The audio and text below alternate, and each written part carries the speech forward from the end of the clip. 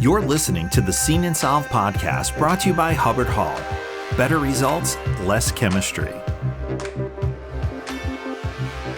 So welcome to this edition of Seen and Solved presented by Hubbard-Hall. I'm Tim Pennington, editor of finishingandcoating.com. And today we're speaking with Tom Salvino, who's the business development manager for metal finishing at Hubbard-Hall. And today we've got a topic that's going to talk about expertise and partnerships and how that kind of helps customers throughout the country. So Tom, thanks for joining us today. Appreciate it. It's nice to be here. Great. Give us a little background. I know you've been in the industry for a long, long time. Tell us a little bit about how long you've been in the industry, how you got into it, and how it's kind of led up to what you're doing today. Been in the industry a little over 45 years, which is scary to think about. But it's 45 years. I started my career in manufacturing at a company called LaFrance Corporation down in Philadelphia. I was the corporate plating and environmental manager, and I was there for 23 years. And it was quite an experience. I got to travel the world, actually, from working at LaFrance, and was able to put in a nice waste treatment plating line, automatic plating line, and had to put up a building, too. So wow, a lot of experience from working inside from the manufacturing side. Right. LaFrance. Now, this is not the fire truck people, right? This question comes up each time. It's not the fire truck people. LaFrance made scripted nameplates out of zinc die casting that you put on the back of a car. That's how it started. And license plate frames. And we did the zinc die casting, and we did injection molding and electroforming. Really? Wow. Yes. Okay. Yeah. I was going to say die casting is a tough thing to plate. So I guess you had to have a lot of good expertise in that, right? It's a tough thing to do.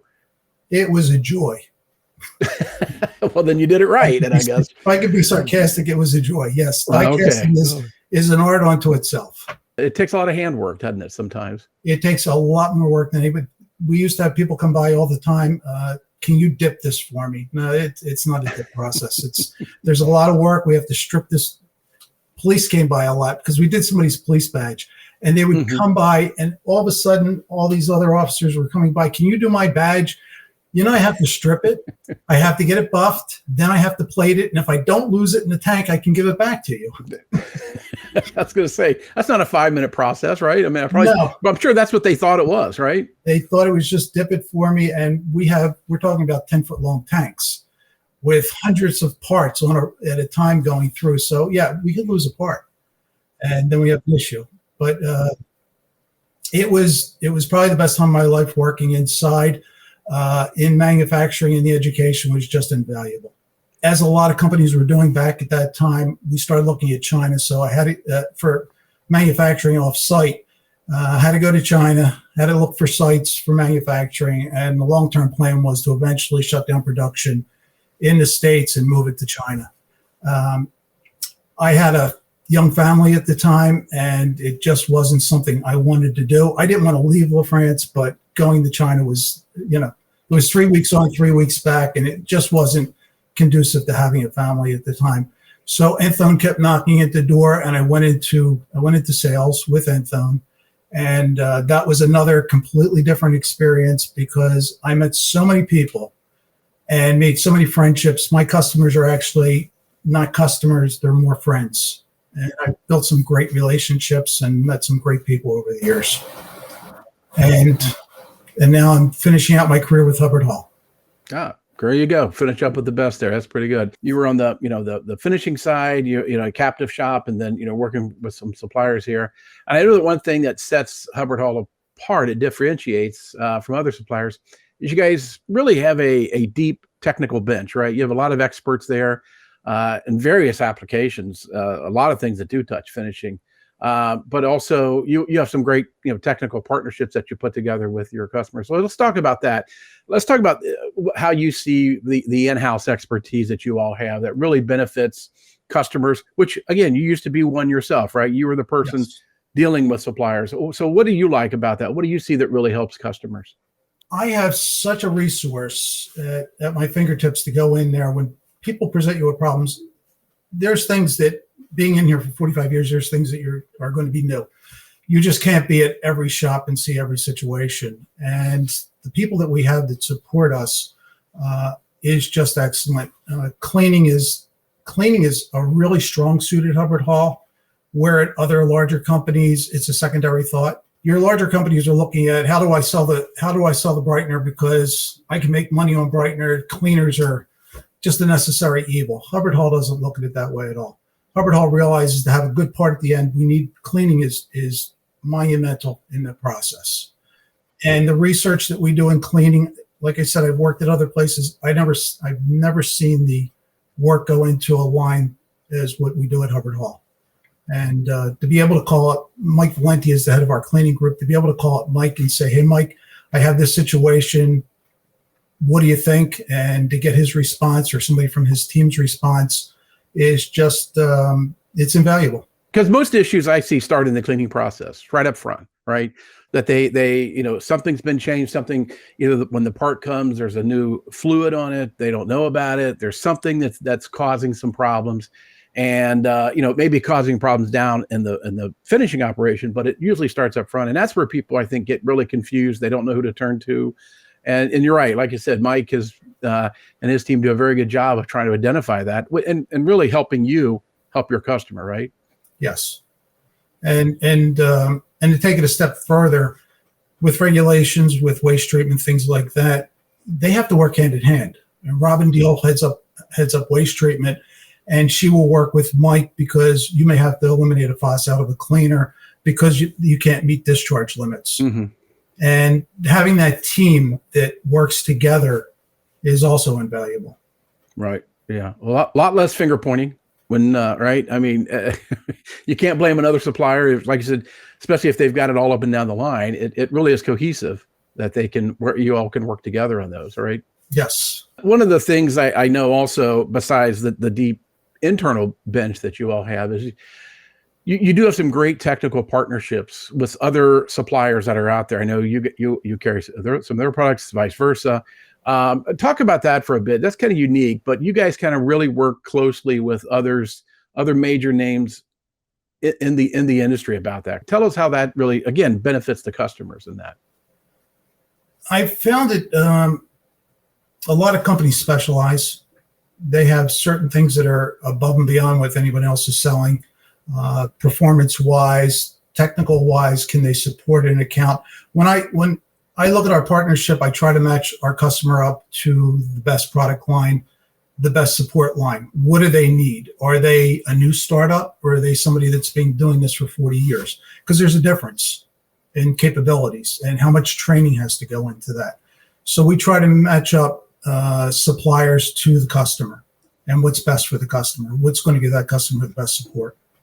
Because a lot of it is where, your experience, like I said, you've worked with either that partner's products and they know they work well. And I know it's not all just, right out of the bag. I mean, you have to kind of have that expertise of what it is, the process is, what is the pre-treatment, all these things, and kind of work it together. And then I guess dial it in with a good partner that will give them good service and also complement what all you guys are doing, correct? Correct. And I do run into customers that have special needs keep coming up, but special needs in the way that they're doing unique product lines. They're making unique products that I can't share, but we run into that a lot. Mm-hmm. We run into that quite often, where they're going to do something a certain way that no one else is doing it, and we have to match them up to help them with that process. Is there an example or a few or two or one of really where that came into play, where you had a good partnership that you were working with, you were able to, when an issue came up, you were able to really solve it for a customer fairly quickly, either in-house or using those technical partners that you guys have partnered with? I have an account that is running zinc that we sell them. It's a zinc bath, alkaline zinc bath. And they also did mechanical plating. And at one time, they do a special line that is a special finish. And our zinc supplier discontinued hexchromates. And they went straight to Tri. The Tri took care of 90% of the business that the customer had, but they needed that hex and they needed to manipulate the color for a certain finish. And PS&T is another vendor that we deal with. They do mechanical finishing. They had a hex line that they didn't discontinue, so we just talked to them. You're supplying the mechanical plating on this side. Can you meet this spec? And they came back and they said, yes, we can. The customer was able to go off without an issue at all.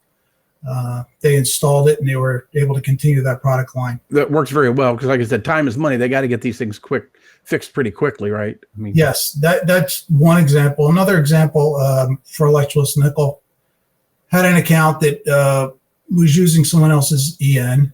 They kept getting pitting, and it would be after like 2 turns or whatever, they were having a pitting issue, and they thought maybe there was contamination in the chemistry coming in.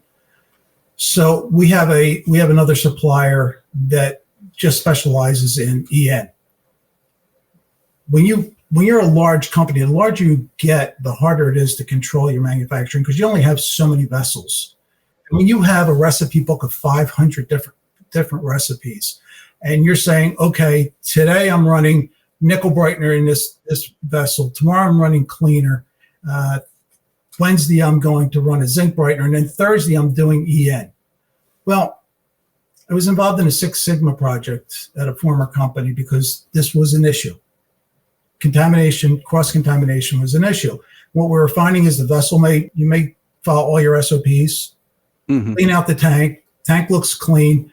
The lines that we hook up to go to different drop points may not have gotten cleaned out as well as they should have. You might have had some zinc residue in there. So you make the EN batch, you go pump it into your tanks, into your drums, and that zinc residue is following along. Even though it's a little, the bath starts up fine, looks great, and within 2 turns you have pitting. This company that we deal with has eliminated all that because all they do is dedicated EN. They know what the reaction is going to be each day. They're not following 50 different recipes to make something in a week. They're looking at EN. They're making EN every day. They know what the reactions are going to be as they make each step. Each out of the steps, they're going to know what the reaction should look like. And they can throw a red flag up and stop it right away.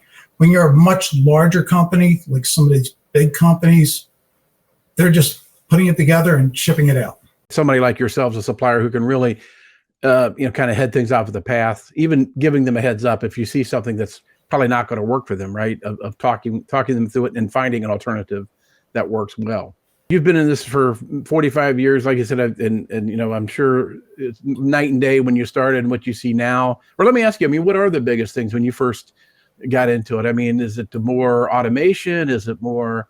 Talk a little bit about that real quick, because I want to ask you about moving forward. But what have you seen the biggest changes have come? Whether it makes things easier or not. Maybe it doesn't make it easier, but things from when I first started till today are quite different. It's a dramatic difference. There was a lot more people that were involved in working back then that wouldn't be in the industry. Today, we're really decimated with people in this industry. It's hard to find good people. Right. And today's just working environment, it's hard to find people, period. So to get somebody to come in and is passionate that they're going to do something by hand or move something down the line by hand is not, the consistency isn't there. They're not there. They're not going to be there long term. A lot of people. Automation is becoming a bigger and bigger role. It has to, for consistency. And I do see that, and I have customers that have recognized that and are planning for the future to be automatic, to try to minimize that inconsistency. Like you mentioned, the workforce management issues is going to be a problem. I think it's going to be here for a while. Which makes it even more important, I think, for finishers to find good suppliers to partner with, right? And like you all and who you all have available to them as well through your partnerships.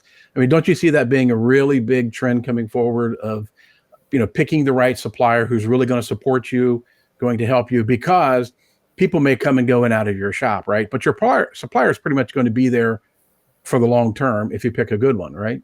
Yes, you want a supplier that's going to stay there, and even if it's not our chemistry, if you have an issue, because things are happening, things change constantly.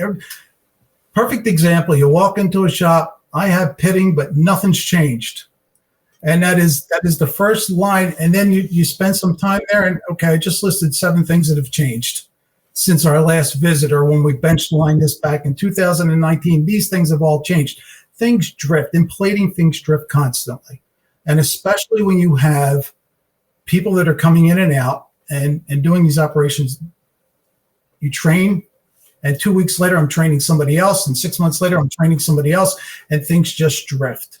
You need a supplier that's going to come in and understand that and work with you, because it's not necessarily the chemistry, but it could be operations, or it could be incoming material. Their incoming material has changed, like you said earlier, with a new oil on a part, or did your water change?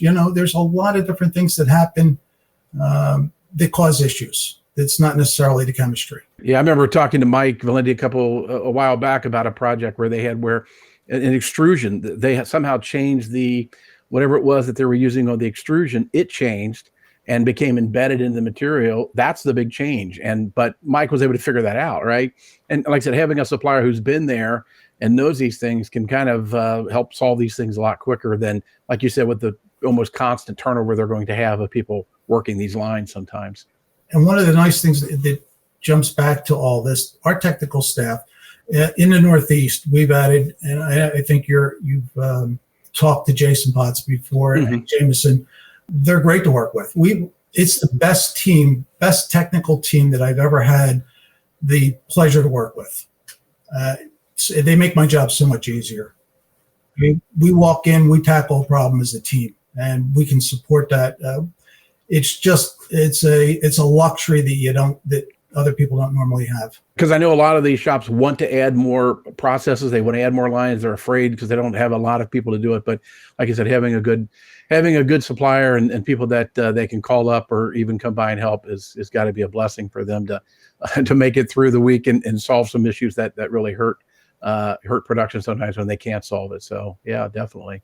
Listen, next time we should do this again, because we should bring in, I know you do a lot with EN, and I know that's a mystery to some people. I know there's a lot of problems and such that go with it. We should take it and talk, 3 or 4 problems that you see maybe in the future episode of something, 3 or 4 things you keep seeing being repeated that people maybe have problems with that they probably should know how to solve it. And maybe we can talk about those. It might be a great idea. I agree with you. EN's a great topic. I love EN. I sell a lot of EN. I have a good time with EN. But does EN love you back? That's the big question. Sometimes it doesn't. Sometimes it turns on people. That's a problem when it does that. Listen, Tom, thank you again for joining us today on Hubbard-Hall Seen and Solved. And people can go to Hubbard-Hall.com and see other past episodes. But Tom, thanks for stopping by today. Tim, thank you. The Seen and Solved podcast is brought to you by Hubbard-Hall.